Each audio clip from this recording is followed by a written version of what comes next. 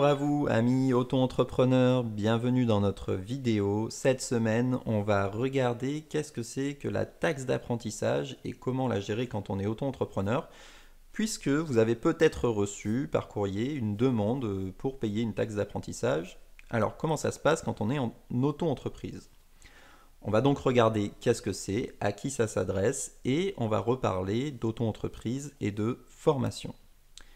La taxe d'apprentissage, qu'est-ce que c'est? C'est un mécanisme qui sert normalement aux sociétés à investir dans leurs futurs salariés. Comment? Tout simplement en donnant de l'argent à des écoles et à des OPCO, c'est-à-dire des opérateurs de compétences. C'est les organismes qui permettent de gérer les formations. Alors déjà, normalement, il y a un truc qui vous met la puce à l'oreille. Investir dans vos futurs salariés en auto-entreprise, ça ne vous parle pas forcément. Donc concrètement, la taxe d'apprentissage, c'est pour qui? C'est pour toutes les entreprises dont le siège social est en France, dont l'entreprise est redevable de l'impôt sur le revenu ou l'impôt sur les sociétés, et dont l'entreprise emploie au moins un salarié. Ce qui explique que la plupart du temps, en tant qu'auto-entrepreneur, vous n'êtes pas du tout soumis à cette taxe et vous n'avez pas à la payer. Cela dit, j'ai eu l'occasion aussi d'en parler, il n'est pas impossible d'embaucher en auto-entreprise, donc techniquement, ce n'est pas parce que vous êtes en auto-entreprise que vous ne devez pas payer de taxe d'apprentissage. Vous ne devez pas payer de taxe d'apprentissage seulement si vous n'avez pas de salariés.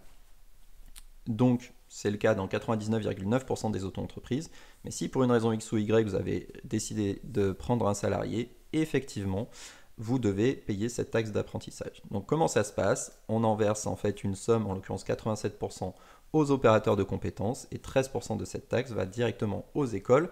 Et il faut savoir que ces écoles, vous pouvez les choisir. Donc si vous êtes allé dans une école qui vous a plu, ou si vous travaillez avec des étudiants d'une école qui vous plaît, ou si vous voulez découvrir de nouvelles écoles, n'hésitez pas. En fait, les écoles sont éligibles pour recevoir des taxes d'apprentissage et c'est un très gros moyen de financement pour elles.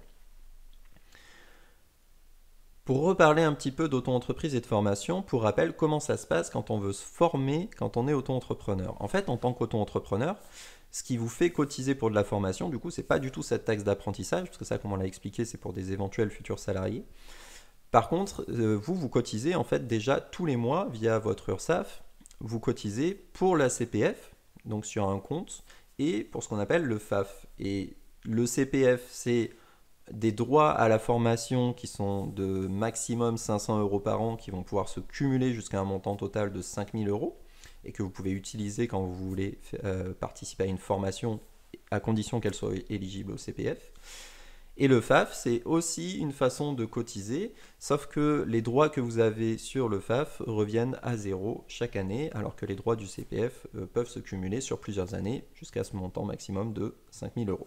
Et vous pouvez potentiellement piocher soit au CPF, soit au FAF pour financer une formation, mais vous ne pouvez pas financer une même formation avec ces deux organismes. Voilà ce que je voulais vous dire cette semaine sur la taxe d'apprentissage. Comme d'habitude, si vous avez des questions, des remarques, vous savez où nous trouver en commentaire de cette vidéo, sur les réseaux sociaux ou sur notre communauté en ligne, communauté.superindex.fr.